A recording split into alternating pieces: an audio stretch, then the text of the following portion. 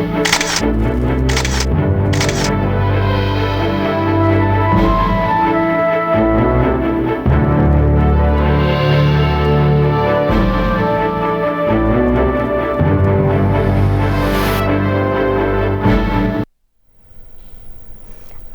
আলাইকুম। আমন্ত্রণ জানাচ্ছি জনপদের খবরের সঙ্গে আছি আমি ফারহানা ইমা।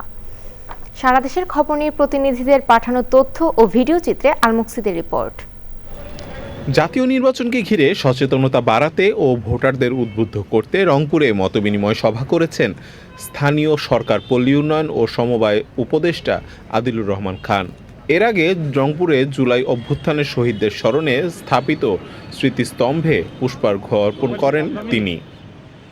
গণভোটের প্রচার ও ভোটারদের উদ্বুদ্ধ করতে ময়মনসিংহে ইমাম ও মাওলানাদের নিয়ে মতবিনিময় সভা করেছে প্রধান উপদেষ্টার বিশেষ সহকারী অধ্যাপক ডক্টর আলী রিয়াজ। বিভাগীয় কমিশনার ফারাহ শাম্মীর সভাপতিত্বে উপস্থিত ছিলেন বাণিজ্য, বস্ত্র ও পাট মন্ত্রণালয়ের উপদেষ্টা শেখ বশির উদ্দিন।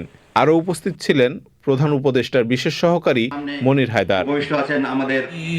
গাজীপুরে আলাউদ্দিন চৌধুরী ইসলামী কমপ্লেক্স জামিয়া দিনিয়ার প্রতিষ্ঠাবার্ষিকীর উপলক্ষে কোরআনে হাফেজদের পাগড়ি প্রদান, আলোচনা সভা, কেরাত সম্মেলন ও সাংস্কৃতিক অনুষ্ঠান হয়েছে।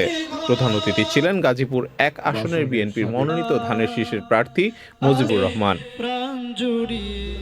হৃদরোগ ও স্ট্রোকে মৃত্যুর হার কমানো এবং বাংলাদেশে উচ্চ রক্তচাপ নিয়ন্ত্রণ কর্মসূচিকে আরও শক্তিশালী করতে মেহেরপুরের গাংনীতে প্রশিক্ষণ কর্মশালা হয়েছে।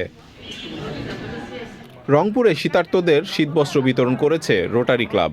প্রধান অতিথি ছিলেন রোটারি ক্লাব অফ রংপুর সিনার্জির প্রেসিডেন্ট প্রকৌশলী মোহাম্মদ মাহবুবুর আলম খান। চাঁপাইনবাবগঞ্জে পিস ইন্টারন্যাশনাল স্কুল অ্যান্ড কলেজে পিঠা উৎসব হয়েছে। উদ্বোধন করেন প্রতিষ্ঠানের পরিচালক প্রকৌশলী শফিকুল ইসলাম।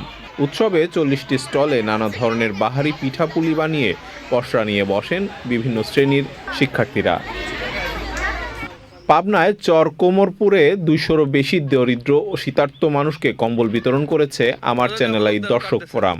পদ্মা কলেজ চত্বরে শীতার্তদের মাঝে কম্বল বিতরণ করেন পাবনা প্রেস ক্লাবের সভাপতি আখতারুজ্জামান আক্তার। Almuksid, channel I. জনপদের খবর আজকের মতো এই পর্যন্তই। একটু পর কৃষি সংবাদ দেখার আমন্ত্রণ জানিয়ে শেষ করছি। ধন্যবাদ।